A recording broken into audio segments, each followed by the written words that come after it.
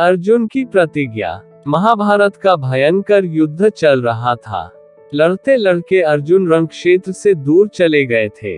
अर्जुन की अनुपस्थिति में पांडवों को पराजित करने के लिए द्रोणाचार्य ने चक्रव्यूह की रचना की। अर्जुन पुत्र अभिमन्यु चक्रव्यूह भेदने के लिए उसमें घुस गया।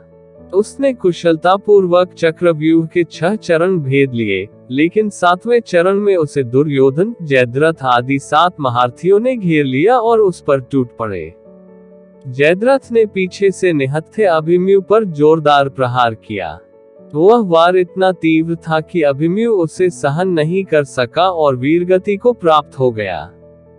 अभिमन्यु की मृत्यु का समाचार सुनकर अर्जुन क्रोध से पागल हो उठा।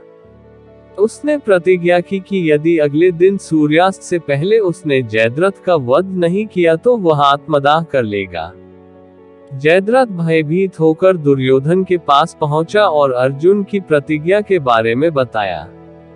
दुर्योधन उसका भय दूर करते हुए बोला, चिंता मत करो मित्र, मैं और सारी कौरव सेना तुम्हारी रक्षा करेंगे।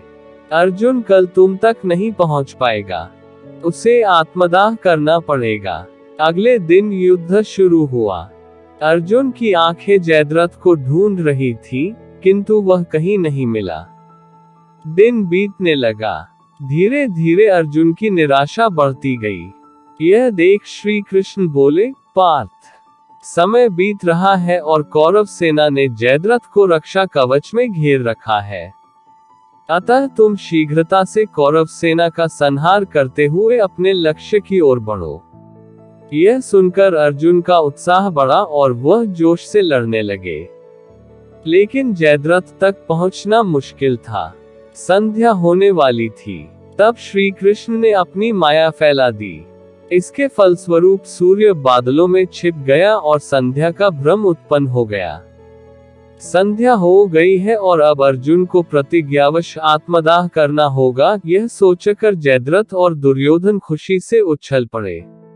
अर्जुन को आत्मदाह करते देखने के लिए जयद्रथ कौरव सेना के आगे आकर अट्टहास करने लगा। जयद्रथ को देखकर श्री कृष्ण बोले, पार्थ, तुम्हारा शत्रु तुम्हारे सामने खड़ा है। उठाओ अपना गांडीव और वध कर दो इसका। वह देखो अभी सूर्यास्त नहीं हुआ है।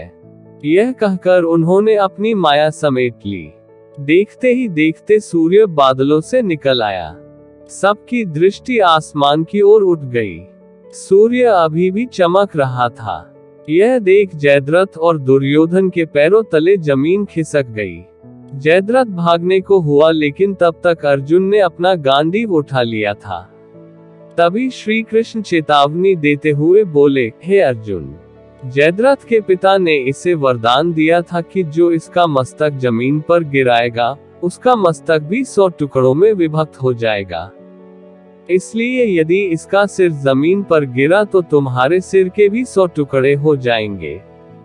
हे पार्थ, उत्तर दिशा में यहाँ से 100 योजन की दूरी पर जयद्रथ का पिता तप कर रहा है।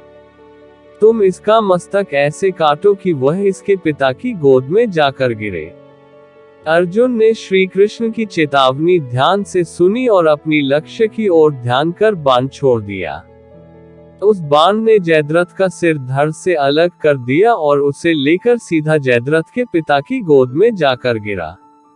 जयद्रथ का पिता चौंक कर उठा तो उसकी गोद में से सिर जमीन पर गिर गया।